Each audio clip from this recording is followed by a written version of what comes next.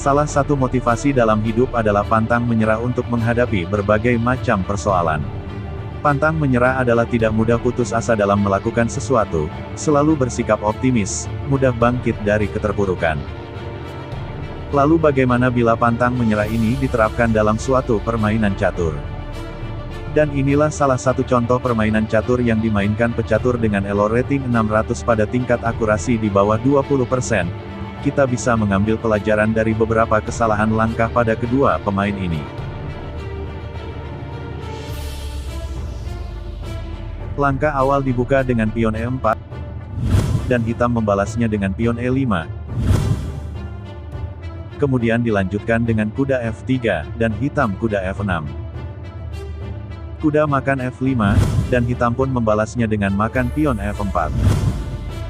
Putih mengancam kuda dengan menteri E2, sekaligus membuat shadowing terhadap Raja Hitam. Dalam posisi seperti ini, langkah terbaik hitam adalah menteri E7, dan disusul dengan pion D5. Tapi sayangnya, hitam tidak melihat hal ini, yang dia tahu bahwa kudanya dalam posisi terancam, dan kuda pun menghindar ke C5. Tentunya putih melihat peluang ini, dan langsung melangkahkan kuda ke C6 skak, dan sekaligus kudanya mengancam menteri.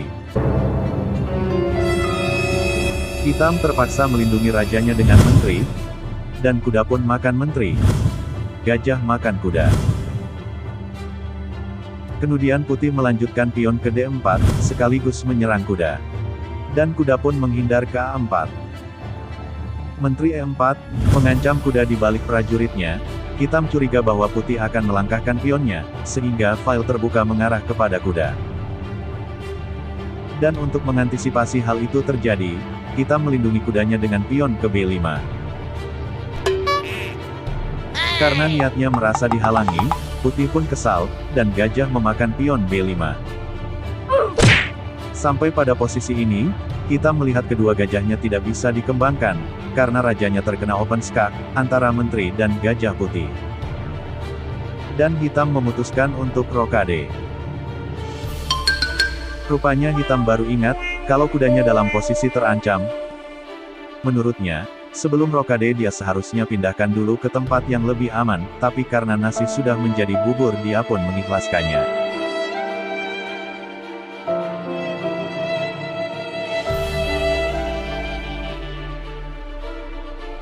Kemudian hitam melanjutkan langkah pion ke F5 mengancam menteri. Ketika putih berpikir mencari petak langkah terbaik, dia melihat dari kejauhan nampak sebuah benteng terbuka tanpa penjagaan, dan putih memutuskan untuk memakan benteng tersebut. Lalu hitam mencoba menjebak dengan menutup langkah menteri, yaitu dengan langkah kuda ke C6. Namun naas, di sana ada gajah di A4, dan kuda pun dihajarnya. Pion pun makan gajah, dan menteri makan pion.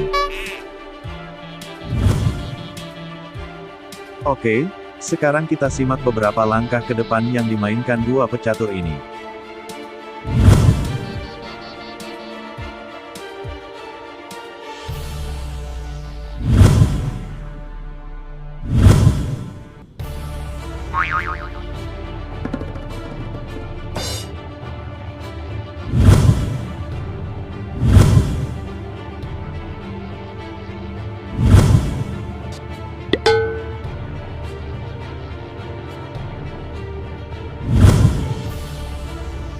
Sampai pada langkah ini, hitam kembali melakukan kesalahan, karena setelah menteri makan pion, gajah dan benteng terancam. Hitam memutuskan menyelamatkan benteng, yaitu dengan raja ke F7. Rupanya putih berubah pikiran, dia menunda untuk memakan gajah, tetapi dia lebih tergiur untuk menskak raja. Langkah terbaik hitam adalah menutupnya dengan gajah, tapi raja justru melangkahkan kakinya ke F6, dan meninggalkan kedua perwiranya itu untuk disantap menteri. Dan menteri pun langsung memakan benteng. Mungkin karena panik dengan kondisi tertekan, tanpa alasan yang jelas, gajah makan pion C5. Pion makan gajah, dan pion hitam menekan raja.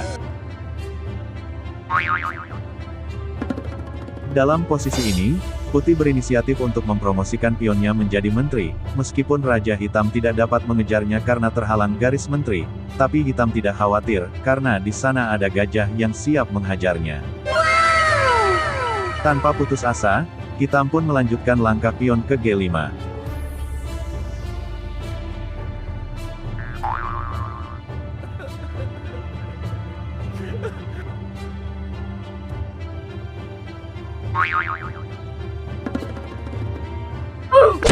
Dan benar, rencana dari kedua pemain ini pun terjadi, lalu Raja Hitam dalam pelariannya mencoba menyusup ke wilayah Kerajaan Putih, dan sekaligus menyelamatkan pionnya yang tinggal selangkah lagi promosi menjadi menteri.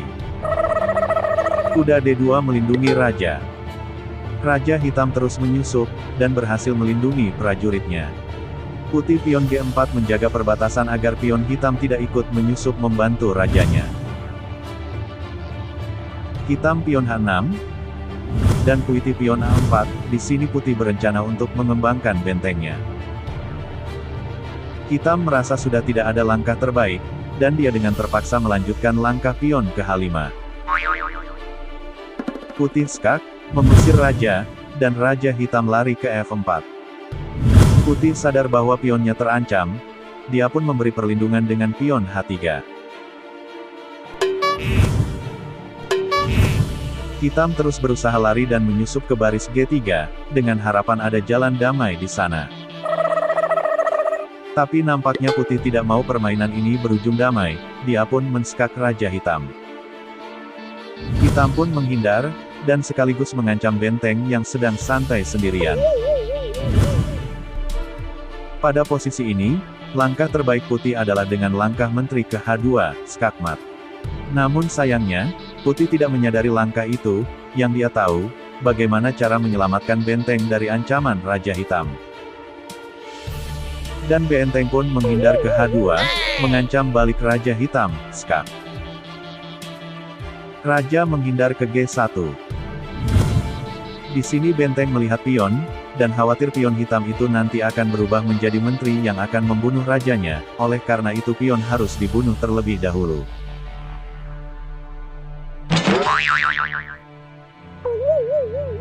Pada posisi yang menegangkan ini, Hitam sadar, bahwa hanya ada satu petak langkah yang bisa dilalui, yaitu petak H1. Dan Hitam tahu, jika menteri melangkah ke H2, maka tamatlah riwayatnya, tapi di sini Hitam tidak mau putus asa, dia hanya bisa berharap, ada keajaiban dalam pertarungan ini. Tapi sayangnya, kali ini Putih tahu langkah mematikan itu, dan menteri pun langsung menuju ke petak H2, membunuh Raja Hitam, dan terjadilah skakmat.